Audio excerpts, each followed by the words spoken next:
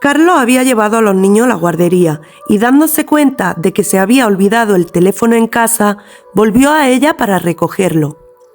Abrió la puerta y no se molestó en cerrarla para intentar tardar lo menos posible, puesto que iba con el tiempo justo para llegar al trabajo.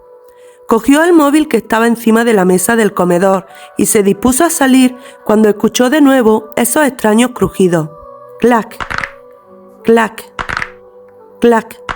El estómago se le encogió y un helado sudor cubrió su rostro. Sin pensarlo 2 veces y gracias a que la puerta seguía abierta, Carlos salió enseguida. Al terminar su día de trabajo, Carlos recogió a los niños de la guardería. A Clara no le hacía demasiada gracia ir a una guardería de niños pequeños, pero como esos días no tenía clases, sabía que tenía que quedarse allí para que sus padres pudieran trabajar.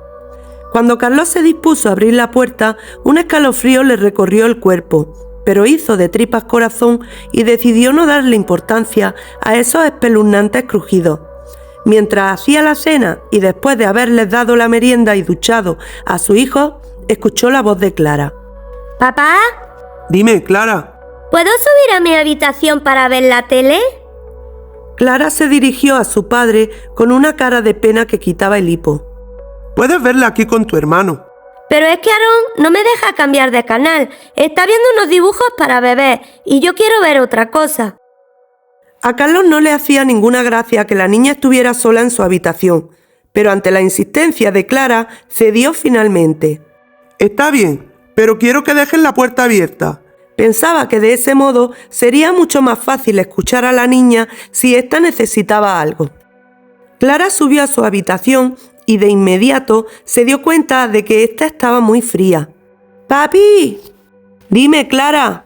Carlos se puso en alerta de inmediato, centrándose por completo en la llamada de su hija y olvidando la comida puesta en el fuego. ¿Puedes encender el calefactor? ¡Hace mucho frío aquí! ¿Subir a la habitación de Clara? A Carlos le disgustaba mucho la idea, pero tratándose de su hija, sacaría la valentía de donde fuese y lograría entrar allí de nuevo. Aarón, ¿vienes con papá a encenderle el calefactor a tu hermana? Carlos pensaba que si subía con Aarón, estaría más pendiente de las payasadas del niño que de sus propios miedos.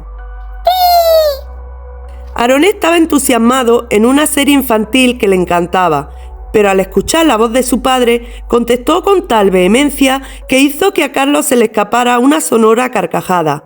Ambos subieron arriba, y los recuerdos de esa pequeña mano asomándose detrás de la puerta hizo que Carlos sintiera náuseas.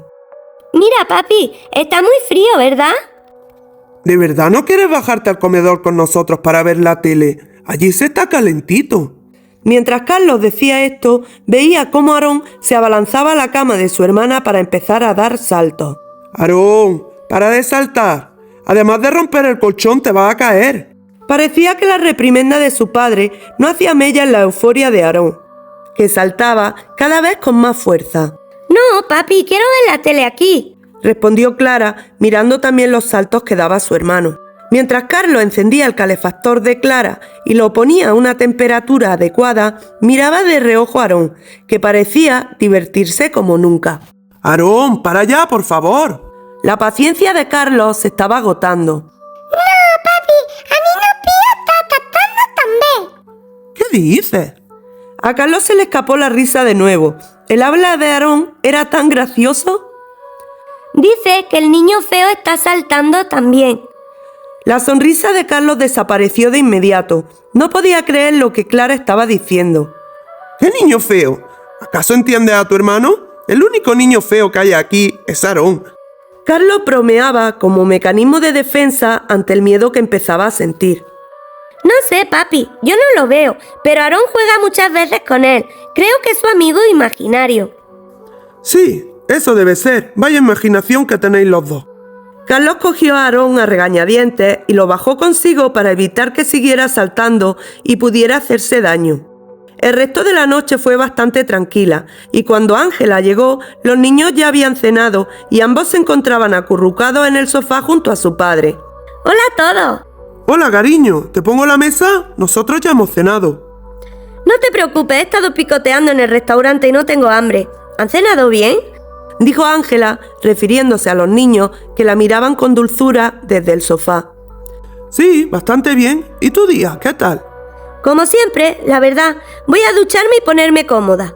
Ángela dejó su monedero encima de la mesa y empezó a subir las escaleras. ¿Te enjabonó la espalda? El tono de voz de Carlos despertó en Ángela deseos reprimidos durante bastante tiempo. ¡No, mami! ¡Te enjabono yo! Aarón se apresuró a responder antes de que Ángela pudiera decir palabra. Eso sí que lo he entendido. Ángela reía a carcajadas. Aarón, en verdad, resultaba adorable. Por cierto, cariño, ¿tú sabes lo que Aarón quiere decir cuando pronuncia Nino Pío? Dijo Carlos, recordando la conversación que había tenido con su hija Clara varias horas antes. Ahora que lo dices, ya lo he oído antes decir eso. ¿Por qué lo preguntas? Clara piensa que dice niño feo. Carlos hizo una pausa pensando en que Ángela se pondría nerviosa al relacionar estas palabras con el niño que había visto en el hueco de la escalera. Dice que es su amigo imaginario y que juegan juntos. ¿Crees que siguen aquí? Ángela tragó saliva. La cuna ya no está aquí. ¿Crees que es posible que...? No sé, ¿has respondido el email de esa mujer? La curiosidad de Carlos lo consumía. Este había empezado a unir cabos y pensaba que el niño que vio Ángela, el amigo de Aarón, la mujer blanca, los sueños de Ángela y hasta los extraños crujidos estaban relacionados de algún modo. Sí, le he contestado en mi descanso, en el trabajo, desde mi móvil. Ahora solo falta que se ponga en contacto con nosotros.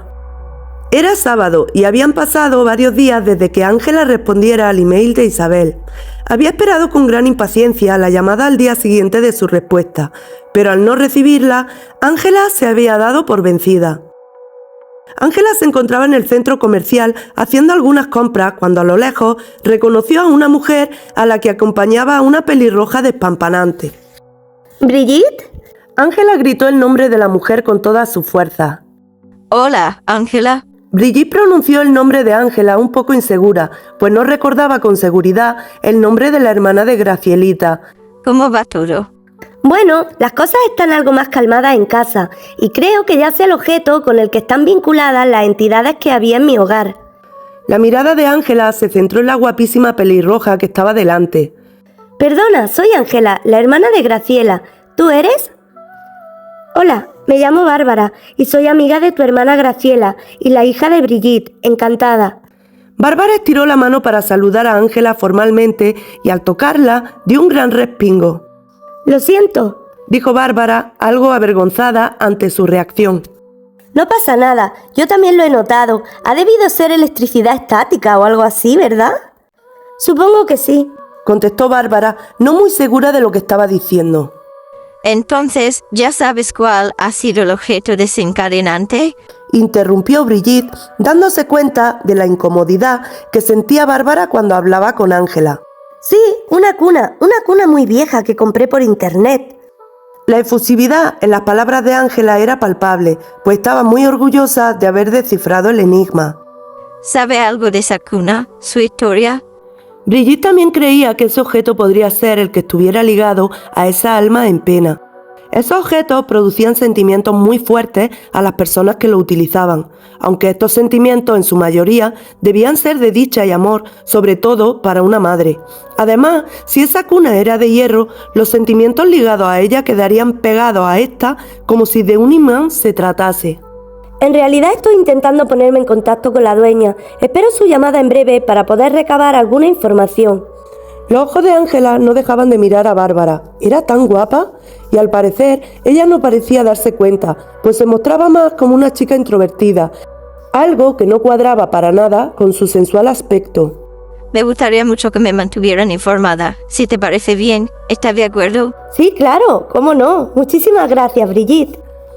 Al alejarse de Ángela, Brigitte notó cómo su hija Bárbara se iba tranquilizando a medida que se alejaban de la hermana de Graciela. ¿Te encuentras bien? Brigitte sabía perfectamente que Bárbara había sentido algo cuando tocó a Ángela. Sí, es solo que esa mujer no iba sola. ¿Qué quieres decir? Aunque Brigitte sabía muy bien a lo que su hija se refería, quería escucharlo por sus propias palabras. El espíritu de esa mujer estaba con ella y su energía era muy negativa. Mamá, temo mucho por la seguridad de esa mujer y su familia. No te preocupes, Bárbara. Lo ayudaremos si tú, Clarita, te sientes capaz. Es algo que tenemos que hacer. Si nos pide ayuda, la ayudaremos. Ángela llegó a casa después de las compras. No había nadie en casa y supuso que Carlos habría llevado a los niños a jugar al parque, una ocasión que sin duda ella aprovecharía para hacer las tareas del hogar, sin que los niños estuvieran revoloteando a su alrededor. Puso la música y se dispuso a limpiar lo más deprisa que pudo, antes de que los niños llegaran y desordenaran todo de nuevo. Estaba limpiando el polvo cuando escuchó el sonido del móvil. Se apresuró a contestar lo más deprisa posible. ¿Sí? Hola, señorita Ángela. La voz del otro lado del teléfono era de una mujer aparentemente muy joven. Sí, soy yo. ¿Con quién tengo el gusto de hablar? En lo más profundo de su alma, Ángela esperaba que la dueña de esa voz fuera Isabel. Soy Isabel, la dueña de la cuna que usted compró. Siento no haberme puesto en contacto con usted antes y espero que no piense que soy una chica informal. Es solo que he estado de viaje y me había sido imposible mirar mi correo. Espero de verdad que lo entienda. No te preocupes, de verdad. Lamento haberme puesto tan pesada con el tema de la cuna y le aseguro que si no fuese importante el tema que deseo tratar, no la hubiera molestado. El corazón de Ángela latía muy fuerte y la emoción del momento hacía que se le trabara la lengua.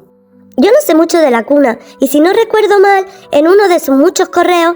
Dijo esto en tono burlón para tratar de hacer más amena la conversación que estaba manteniendo con esta extraña mujer. Dijo, si no me equivoco, que quería información sobre esta, pero... ¿Sí? Se apresuró a decir Ángela, temiendo que la hubiera llamado solamente para decirle que no podía ayudarla. He convencido a mi abuela para que si usted está de acuerdo, puedan quedar una tarde para hablar sobre ella. Como verá, yo también soy muy persistente. Isabel creía que Ángela era una mujer muy tenaz y que no iba a darse por vencida sin conseguir lo que quería. Sí, ya lo veo. Ángela se sintió algo ruborizada. Seguramente esa chica pensaría que era una loca o una acosadora por la infinidad de correos enviados. Le doy las gracias, de verdad. Me encantaría hablar con ella en el momento en el que esté dispuesta. De hecho, mañana mismo puedo pasar a recogerla a la hora que disponga. ¿Mañana? ¿En serio? Ángela le parecía algo apresurado. Bueno, es que me ha costado mucho trabajo convencer a mi abuela y temo que pueda arrepentirse. Además, usted me tiene intrigada con este tema y por la actitud de mi abuela hacia esa cuna, creo que esconde algo. No sé, eso es solo que... No te preocupes, mañana es perfecto. ¿A qué hora pues? Desde luego, Ángela no iba a permitir que esa señora cambiara de opinión. ¿A las 5 le parece bien? Perfecto, le envío mi dirección por correo. Cuando Carlos llegó, encontró realmente eufórica a su mujer. ¿Pero qué te pasa? Carlos veía cómo su mujer pasaba la mopa con tal energía que creyó que iba a desgastar el suelo. Me ha llamado Isabel. Mañana mismo me va a llevar a conocer a su abuela. Pero mañana trabajas todo el día. Le dijo Carlos extrañado, puesto que Ángela era muy responsable con el trabajo y rara vez faltaba. Ya he llamado a mi jefe y le he pedido permiso. Le he dicho que pasado mañana doblaré mi turno. ¿Estás segura? Carlos sabía que doblar el turno podía ser muy agotador. Bueno, espero que de veras merezca la pena. El día pasó demasiado lento para Ángela, que no veía la hora en que llegara mañana para poder hablar con esa mujer. Estaba en la cama, incapaz de conciliar el sueño. Pensaba en la mejor manera de abordar la conversación con esa anciana, hasta que por fin, y escuchando la respiración de su hijo, quedó profundamente dormida. Otra vez se encontraba en casa. Ángela se dio cuenta enseguida de que estaba soñando. Miró en su regazo. En él estaba ese tierno niño. Este la miraba con una ternura infinita y ambos estaban jugando a un extraño juego en el que el niño acariciaba la cara de su madre y acababa dándole unas palmaditas que hacían que los dos se rieran a carcajada limpia. Pudo notar durante el juego el suave tacto de las manos del niño en su rostro. Pudo abrazarlo y acariciar su pelo. Miró hacia un lado y vio a una niña sentada en el suelo. Estaba jugando con una vieja muñeca de trapo. Cuando se dio cuenta de que Ángela la miraba, la niña le dedicó una cálida sonrisa. Se levantó y corrió hacia ella para darle un efusivo abrazo. Ángela estaba en el cielo, abrazaba a esos niños y era completamente feliz. Podía sentir sus cálidos cuerpos apretándola y oler el aroma de sus cabellos, que le resultaba extremadamente familiar. Sin duda, eran sus hijos. No se trataba de Clara y Aarón, pero eran suyos y pensó que jamás se separaría de ellos hasta que despertó. Miró el reloj, eran las 2:30 de la madrugada, se sentía tranquila. Cuando amaneciera, seguramente muchas de las dudas que sentían se resolverían. Y hasta aquí la lectura de hoy de Elena. La historia poco a poco se va desvelando. Y quién sabe, quizás responda a muchas de nuestras preguntas. Si te ha gustado este capítulo, no olvides dejar tus pulgares al cielo, suscribirte y activar la campanita para no perderte el siguiente. Esto fue La Teoría Fantasma. Volvemos muy pronto con un próximo capítulo, si te atreves.